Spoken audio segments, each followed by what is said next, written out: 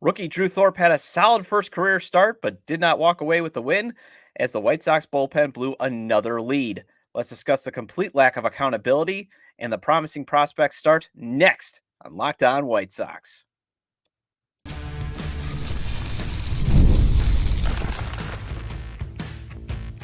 You are Locked On White Sox, your daily Chicago White Sox podcast. Part of the Locked On Podcast Network, your team every day.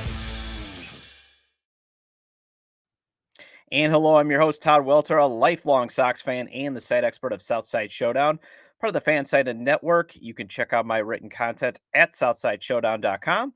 And also, I've covered Major League Baseball for outlets such as the Associated Press. And thanks for making Locked On White Sox your first listen every day. We are free and available wherever you get your podcasts and on YouTube, part of the Locked On Podcast Network, your team every day.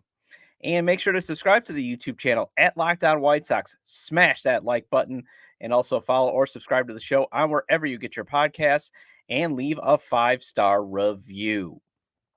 Well, Drew Thorpe represents the path the White Sox must take to get back to being competitive with the dynamic young pitching they have in their farm system. He showed in his debut that the team's second best pitching prospect and top 60 in all of baseball can deliver on that promise. And I'll discuss his first career start in the second segment, as I must discuss the Sox for the third straight game, blowing the lead late, and how there's just no accountability whatsoever for the bullpen or in the organization. And finally, it is way back Wednesday, and since it was Thorpe's debut, let's talk about some other promising pitchers the Sox have had in recent memory and how those debuts went. Today's episode of Locked On White Sox is brought to you by Tax Network USA. Did you know that it's never too late to resolve your tax issues with the IRS? Don't wait. Reduce your tax debt and get help from a team of licensed tax professionals. Call 1-800-549-1000 or visit tnuusa.com/locked on. That's tnuusa.com/locked on. All right, so the Sox held a 3-2 lead heading into the seventh inning. Tell me if you've heard this before. So the Sox had a lead heading late into the game. And they had that lead thanks to solo home runs hit by Andrew Vaughn and Paul DeJong in the third inning. And Paul DeJong, man, he is crushing the ball like he wants to get the heck up out of Chicago. The moment he heard his name was being rumored in trades, he was like, "Oh, I'll help you get that trade value up. I want to get back to some winning." But Vaughn and DeJong, they crushed solo shots in the third. Martin Maldonado actually doing something at the plate with an RBI single in the second. And then the bullpen happened. And I want to share a snippet of Jim Margulis's recap on SoxMachine.com because A, it is well written. Check out SoxMachine.com. Their patron, $5, I think it's the F4 subscription, is worth it. Josh Nelson, Jim Margulis, and James Fegan just do outstanding work. And B, it describes once again why the Sox keep blowing leads. So here's what he wrote. Tanner Banks blew the save for the White Sox against Boston on Sunday, while Michael Kopech and Jordan Leisure teamed up for Monday's spectacular collapse in the opener against Seattle. Tonight it was John Brebbia's turn to take the L. He took over for Tanner Banks after a 2-out walk in the seventh inning and gave up an infield single to Julio Rodriguez, which was standard baseball misfortune. Falling behind, Cale Riley falls under digging his own grave, and when Brebbia piped a fastball on a 3-0 count, Riley rifled it into the right field corner for a 2-run double that put the Mariners ahead 4-3, and the White Sox on the course for a 25th blown lead. The White Sox had a golden chance to tie it up in the eighth when Andrew Vaughn singled, and Duke L's pitch ran to near perfection by stealing second and then drawing an errant pickoff throw to get to third with nobody out. He just didn't have the guts to steal home, which turned out to be necessary after Paul DeJong grounded out, Corey Lee struck out, and Danny Mendick waved at a 3-2 changeup that barely made the game day map. Well written by Jim Margulis. And the Sox had leads against the Cubs in their 2-game set and the Brewers in all 3 games last week and blew them all. Blew all those leads. And by my math, that is 8 games where the Sox should have won and found ways to snatch defeat from the jaws of victory, and they have now blown 25 leads. That is one of the biggest reasons why the White Sox are historically bad in a year where they will not have a top 10 pick. They're not going to have the top 10 pick next year because of this, because of the lottery rules. And why am I harping on that? Well, you get a chance to maybe swim in a better prospect pool, especially if you got the number one overall pick for being historically bad. And Jay Cuda, he tweeted this out at Jay Cuda. White Sox, when hitting multiple home runs on the road from 2020 to 2022, they were 41-7. This year, 0-6. And it just shows you with all these blown leads, one, there's just no accountability. When you blow 25 leads, something should be done. And it always seems to be the usual suspects in the bullpen. You know, the bullpen feels like John Brebbia is around for a collapse or Tanner Banks is being misused. He's a long reliever, not a high leverage guy. Or Michael Kopech refusing to throw anything but his fastball that leads to these rally victories for the other team. It also involves the offense doing just enough to get a lead, but not enough to slam the door on the opponent. And then you mix in poor defense as well as manager Pedro Grifol making bad decisions after bad decisions. And is anyone getting held accountable? Nope. You know, Pedro Grifol, when you blow 25 leads, that points directly to the bullpen usually and the manager, and especially a manager who cannot press the right buttons. Every decision he makes usually turns out bad. And are we going to get rid of Grifol? And I know I sound like a broken record, but no. USA Today's Bob Nightingale had on his Sunday notebook that Grifol is not getting fired this season. And here's the snippet in case you didn't catch it. You know, like you weren't staying in a hotel or you just don't read the newspaper anymore.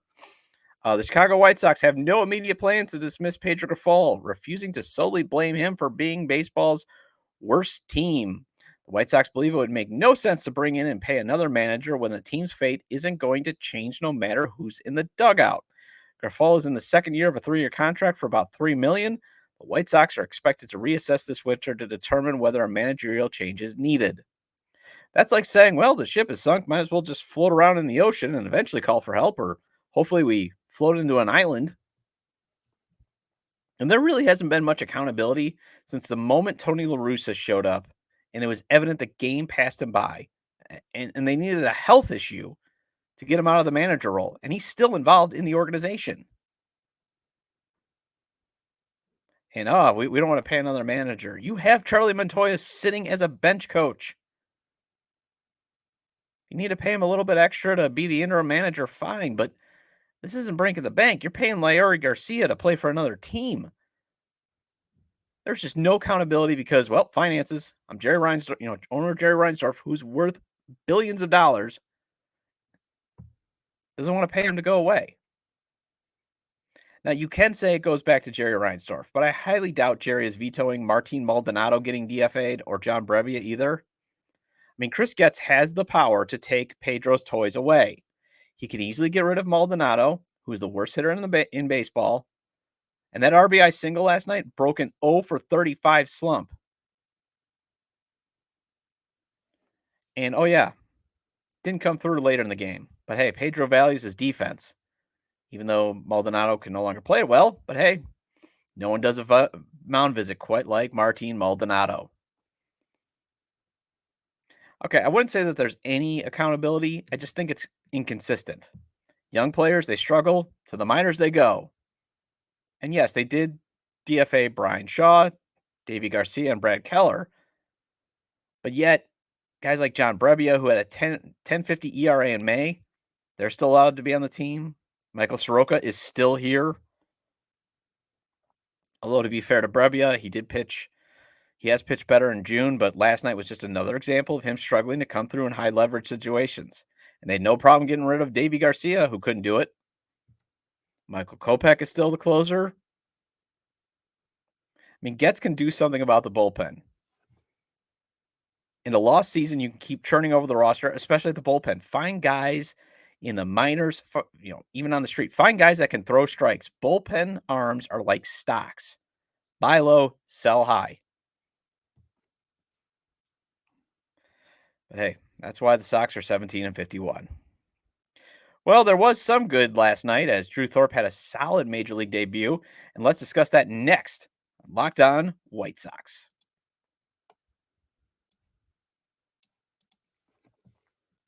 Here on Locked On White Sox, we pride ourselves on getting you the latest news for your team, whether it's the offseason, the draft, spring training, or the playoffs. It's year round. You know what else is year round? Collection season. Just because tax season is over doesn't mean the IRS will stop coming after you for unfiled taxes. The IRS can garnish your wages, levy your bank accounts, and even seize your property. Don't let the IRS target you. Let the licensed professionals and tax experts at Tax Network USA go to bat for you. Hey, I have some 1099 income coming my way this year, and I still have to figure out this quarterly filing thing along with filing jointly. I think I need to give them a call. With over 14 years of experience and an A-plus rating by the Better Business Bureau, Tax Network USA has saved their clients over $1 billion in tax debt. Whether you owe taxes, have complicated matters that require tax planning, or finally hit that parlay this season and need help filing correctly, call 1-800-549-1000 or visit tnusa.com/locked on. See the link in this episode's description below. And PrizePicks is America's #1 fantasy sports app with more than 5 million members. It is the most fun and exciting way to get in on the action while you watch your favorite sports and players. You just pick more or less on 2 or more player stats for a shot to win up to 100 times your cash. That's 100 times your cash. There's always action on PrizePicks, and this is the perfect time to try out something new as basketball is winding down. Make sure to try out esports this month because for every Wednesday and Saturday in June, if your lineup doesn't win, you'll get your entry fee back. Choose from Counter-Strike 2, Call of Duty, League of Legends, and more. And if you're looking for promotions, PrizePicks has you covered every week. From lowering select player stats projections on Tuesdays, which increases your chances of getting a win, to getting your entry fees back if you have a losing lineup on Fridays. And plus, you could still get a payout if you miss on, say, one of your 6 choices. If you go with the flex play, however, if you go with the power play, meaning if every pick wins, you get a higher payout. Minimum entry is just $5. Download the app today and use code LOCKEDONMLB for a first deposit match up to $100. Again, download the app today and use code LOCKEDONMLB for a first deposit match up to $100. PrizePicks. Pick more, pick less. It's that easy.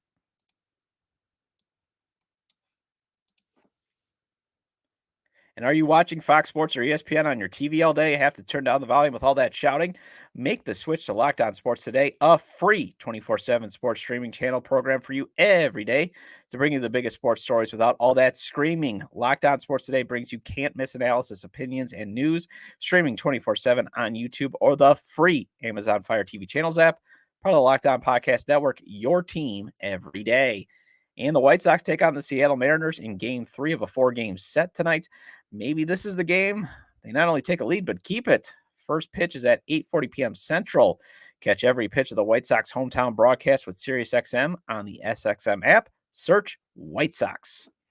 And welcome back to Locked On White Sox. I'm your host, Todd Welter, and thank you for making the show your first listen. Again, lots of great White Sox podcasts out there like Future Sox. And shout out to host James Fox for joining me yesterday. Check out that show. Check out yesterday's show. But make sure to listen to me here first. You always remember your first podcast. And make sure to subscribe to the YouTube channel at Locked On White Sox. Smash the like button. Also follow or subscribe to the show on wherever you get your podcasts. And leave a 5-star review. Drew Thorpe. He made his debut as he was solid through 5 innings of work. He allowed 2 runs, 1 of them earned, 3 hits, walked 2, and struck out 4. Could have gone longer in the game had Nicky Lopez not committed an error in the 3rd, or also been able to turn a double play on the next batter. Sorry, quick coffee sip there. Again, going with the Caribou French roast. For those listening, not on YouTube, I'm using the Bears mug today. I got to get some more mugs. Now, remember, Thorpe's stuff is as good as advertised. That changeup is impressive. But so is the rest of his stuff. See, man, he can paint those corners. But you got to remember, he's not going to throw smoke out there as his fastball is going to top out in the low to mid 90s. Although I'm old enough to remember when like throwing 94 miles an hour was somewhat impressive. But now that's like a slow fastball. You got to throw that thing in the high 90s, even then, 100. But he has to keep that fastball down in the zone or inside, because if it's left up in the zone, it's going to get hit, as his fastball really doesn't dance. Like, think about Michael Kopech's fastball. Yes, it goes 100 miles an hour, but it kind of has some movement. Same thing with Garrett Crochet. You know, Thorpe's fastball is just going to be standard pitch. And if it's left up just a little too high, it's going to get hit. And that's what happened when Mitch Garver crushed an RBI double. Left that fastball, he's trying to get it down and away, just left it up a tick high to where Garver could get his the end of the bat on it, and he crushed it to right. And he was also trying to go outside on Cale Riley, who was hitting left-handed against him. And man, Cale Riley is crushing the Sox in this series. He hit that walk-off grand slam. And then he also drove in the game-winning runs in the previous, in the seventh inning that I previously railed on in the previous segment. But he was trying to go outside. This time with the changeup, just left it a tick up. He reaches out his bat and just rips a hit. So that's the thing for Thorpe. He's going to have to make sure he's commanding his pitch as well. And he's, especially when he's getting outside, it's got to be down. If he leaves it a tick up, he just doesn't have that velocity to blow it past a hitter. But if he can avoid those kinds of mistakes with his weakest and best pitches, oh boy, he's going to be very good. And as Daryl Van Schouwen wrote in the Chicago Sun-Times, I want to share this with you. This is what he wrote in his gamer.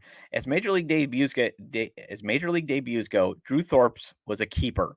The White Sox probably will keep him around for a while too, after a rock-solid 5-inning performance against the Mariners on Tuesday night that followed high-end performances in Double-A the last 2 seasons.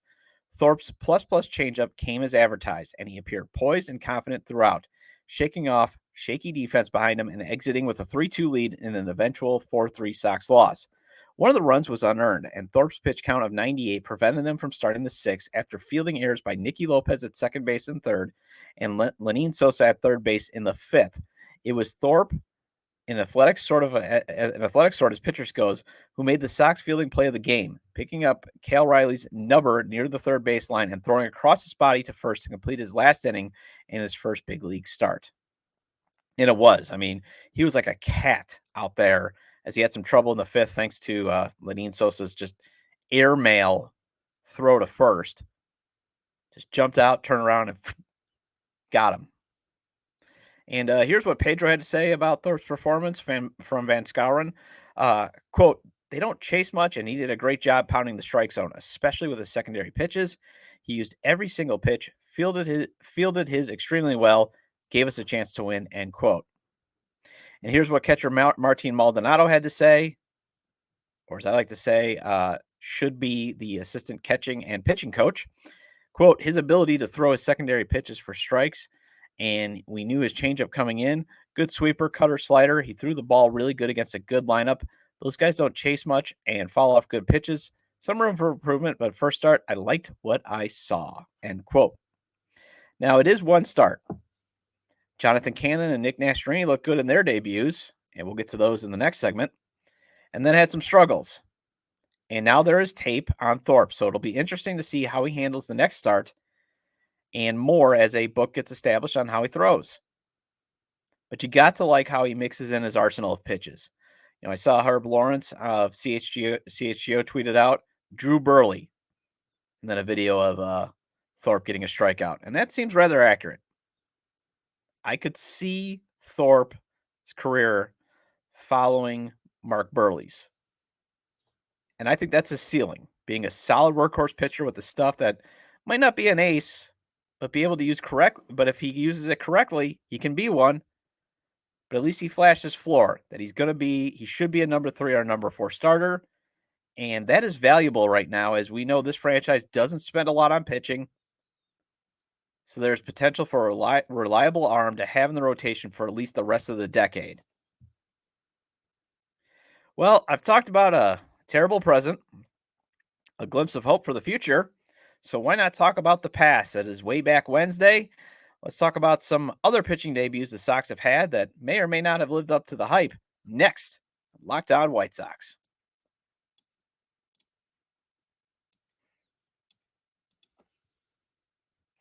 Passion, drive, and patience, the formula for winning championships, is also what keeps your ride or die alive. eBay Motors has everything you need to maintain your vehicle and level it up to peak performance. Superchargers, roof racks, exhaust kits, LED headlights, and more. Whether you're into speed, power, or style, eBay Motors has you covered with over 122 million parts for your number one ride or die. You'll always find exactly what you're looking for, and with eBay Guaranteed Fit, your part is guaranteed to fit your ride every time or your money back. Because with eBay Motors, you're burning rubber, not cash. And with all the parts you need at the prices you want, it's easy to make your car the MVP and bring home huge wins. Keep your ride or die alive at ebaymotors.com. Eligible items only. Exclusions apply. eBay Guaranteed Fit only available to U.S. customers.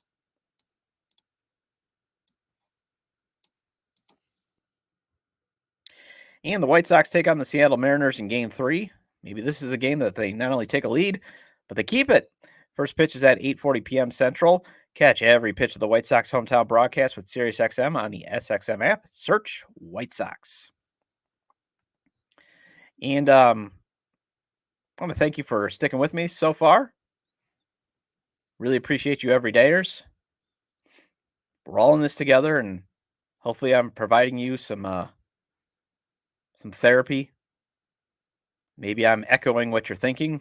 Maybe I'm challenging what you're thinking, or maybe you're just like, man, Todd, how do you watch this team every single day? Like I said, I've seen worse. Trust me. So every Wednesday, I like to go retro, talk about the better days this team has had, especially since it's such an awful season. Why not talk about the times that Sox were actually good? And I feel it is good time to see how some other pitchers the Sox have had who came up in their system have done, especially since Thorpe made his debut last night. So let's do a quick reminder, as Thorpe is the third rookie this year to make his debut in terms of starters. Jonathan Cannon, he made his first start of his career on April 17th against the Royals. He was outstanding in 5 innings as he allowed just 1 run, 3 hits, walked 1, struck out 3. Although he got roughed up in his next start against the Twins, eventually got demoted, he's now back. Nick Nastrini, also very good in his debut on April 15th against the Royals. 5 innings, 2 runs, 3 hits, did give up a homer, 2 walks, 5 Ks. Then he got roughed up in his next start against the Phillies, was eventually demoted, brought back, and demoted again. Although with Nastrini, it's all about command for him. He's got to be able to command his pitches. So hopefully Thorpe avoids the fate of solid first start, then getting roughed up. But let's also see how some other promising arms the Sox have had in the past. How have they done in their debuts and then in the second start? Let's go back to Dylan Cease's debut with the Sox, July 3rd, 2019. Pitched against Detroit, went 5 innings, 3 runs, 4 hits, 4 walks, 6 Ks. Next start, though, he gave up 6 runs, although 4 of them were earned. How about Dane Dunning? You remember him? The guy used to get Lance Lynn. He debuted August 19th, 2020, went 4 1/3, giving up 3 runs, surrendered 5 hits, including a homer, walked 1, struck out 7. Came back the next start, threw 5 innings of shutout ball. I would go over Lucas Giolito, but he actually debuted with the Nationals. Sticking with White Sox debuts only as White Sox rookies. Remember when Michael Kopech was a starter and the hope around him being awesome? He made his first career start on August 21st, 2018. And it seems like he's been with this team forever. Pitched against the Twins. He lasted just 2 innings as he threw 52 pitches, gave up no runs, allowed 3 hits, struck out 4. He was outstanding, though, in his next start on the 26th of 2018 with 6 innings of 1-run ball. Let's go back even further in time. John Garland. You could say, man, you really went back. You know, Kenny Williams basically traded away almost every pitching prospect possible. So you really got to go back to John Garland. Debuted on July 4th, 2000 against the Royals. Gave up 7 runs on 8 hits in 3 innings. But I think things turned out all right for him. Also appreciate 2005, John. Thank you for that. Mark Burley. He also debuted in 2000. Pitched an inning of relief against the Brewers on July 16th. Did make his first career start on July 19th against Minnesota. Allowed 2 runs and 6 hits in 7 innings. Remember when pitchers threw like 7, 8 innings consistently? Those were the days. And again, if Drew Thorpe can be like Mark Burley, that would be an amazing return for the White Sox, especially in the trade for Dylan Cease. And also, you could now put together Garrett Crochet, especially if you give him an extension instead of trading him, and Drew Thorpe. You got a 1-2 pitching combo right there. You add in Noah Schultz. Maybe Nastrini and Cannon become something. You also got, Kai Bush. You got Adams, Iriarte down at AA. Those 3. You've got options now. And if those guys can hit, that is so valuable for the organization, especially an organization that does not spend money on pitching. And James Fox pointed that out on yesterday's episode. That is why it's so important. And also, it's what the White Sox have right now in their system. Don't have a lot of positional prospects, but have plenty of pitching. Well, that wraps up this edition of Locked On White Sox. Hey, are you watching Fox Sports or ESPN on your TV all day? Have to turn down the volume with all that shouting? Make the switch to Locked On Sports Today, a free 24/7 sports streaming channel program for you every day to bring you the biggest sports stories without all that screaming. Locked On Sports Today brings you can't-miss analysis, opinions, and news, streaming 24/7 on YouTube or the free Amazon Fire TV channels app, part of the Locked On Podcast Network, your team every day. And I'll be back tomorrow to discuss more White Sox baseball, and hopefully they can get another lead and keep it this time.